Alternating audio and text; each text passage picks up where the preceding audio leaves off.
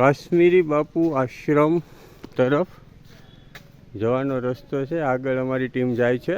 પૂરું જંગલ એકદમ.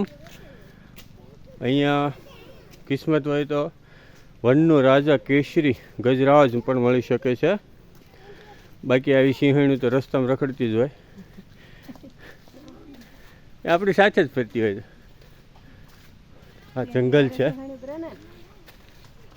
અહીંયા જો ઝરણાનો અવાજ આવે અને વચ્ચે બહુ ઝરણા આવે છે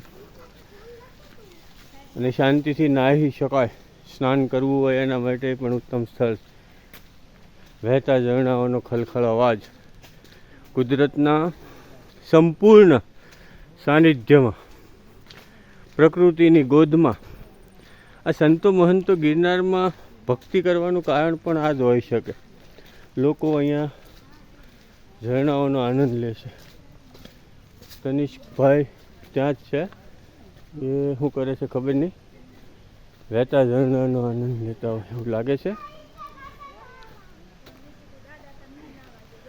અહીંથી આ બાજુ લોકો જાય છે, પેલી બાજુ પાણી ચાલ્યું જાય છે. જય